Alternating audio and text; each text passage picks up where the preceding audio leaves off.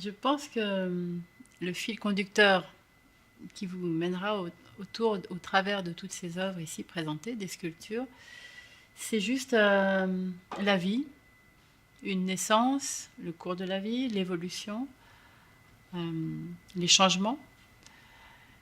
Effectivement, toutes ces œuvres sont assez variées, vous verrez, les styles sont différents. Elles se rassemblent autour de périodes, notamment la période des femmes rondes, dont vous avez ici un exemple. Ça, c'est une période de 5-6 ans. Pendant ces années, j'ai travaillé avec une femme, toujours la même, qui m'a beaucoup inspirée. Et je l'ai suivie dans son itinéraire et effectivement, il s'en est suivi une trentaine d'œuvres qui sont toutes autour de la fertilité, peut-être à cause d'une certaine opulence de forme ronde, et qui veulent montrer simplement la beauté. La beauté n'est pas toujours une question d'esthétique conforme à ce que l'on peut voir, mais c'est surtout une histoire de présence, une histoire d'émotion. Il y a une sculpture qui s'appelle Le Bel Envol, où cette femme, on a l'impression qu'elle essaye de s'envoler, alors que c'est quelque chose qui pourrait être paradoxal par rapport à ses formes.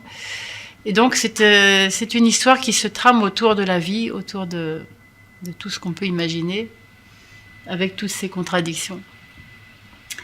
Et puis ensuite, on a des sculptures qui sont beaucoup plus filiformes, qui sont toujours axées sur le mouvement. Je travaille toujours beaucoup sur le mouvement, beaucoup sur l'équilibre aussi, vous verrez. Et ces sculptures sont certaines fois en couple, certaines fois à trois, parce qu'il y a aussi une famille avec un enfant, certaines fois seule. Et la présence toujours de la vie au travers de la maternité est assez importante, même dans les sculptures plus filiformes peut-être. Le matériau que j'utilise, ça reste toujours la terre glaise. Donc c'est une terre que je travaille avec mes mains. Et puis ensuite, cette terre, elle est moulée. Voilà. Et à l'intérieur du moule que l'on fait en plâtre, eh bien, on peut tirer différents matériaux, notamment des résines et surtout du bronze.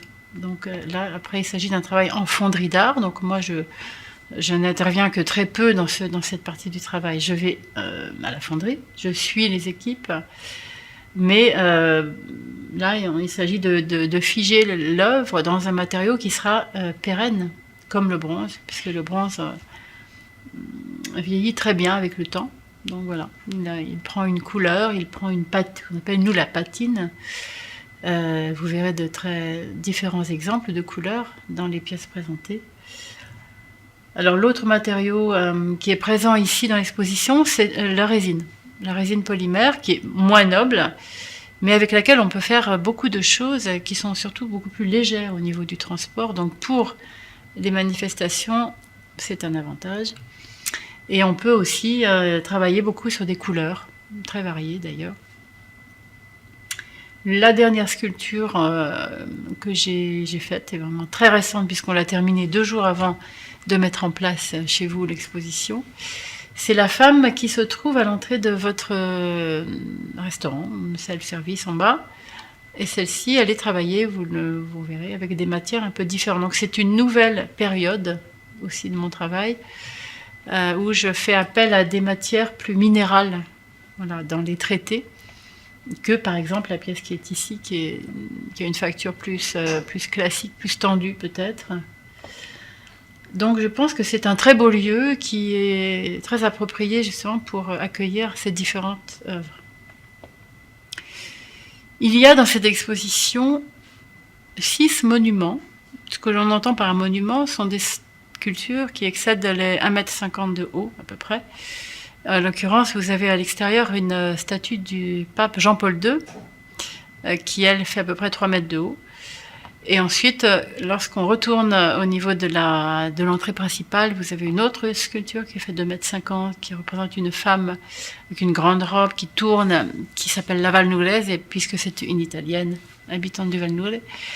Et puis on a aussi le capitaine Nemo en bas, dans la salle où il y a tous les drapeaux de l'Europe, avec Jules Verne. Donc voilà, quelques pièces sont représentatives d'œuvres monumentales qui ont été réalisées suite à des commandes publiques.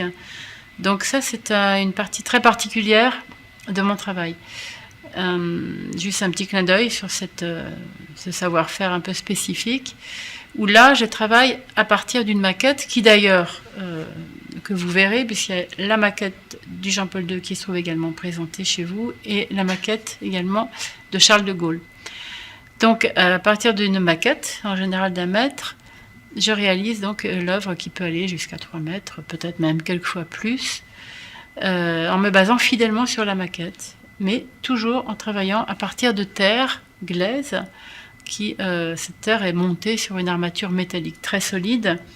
Et puis ensuite, donc, ça demande évidemment beaucoup de temps, je travaille la terre à l'échelle en me basant sur les proportions de la maquette. Donc ça, c'est une mise au point très traditionnelle, mais qui demande aussi un savoir-faire un peu particulier. Voilà.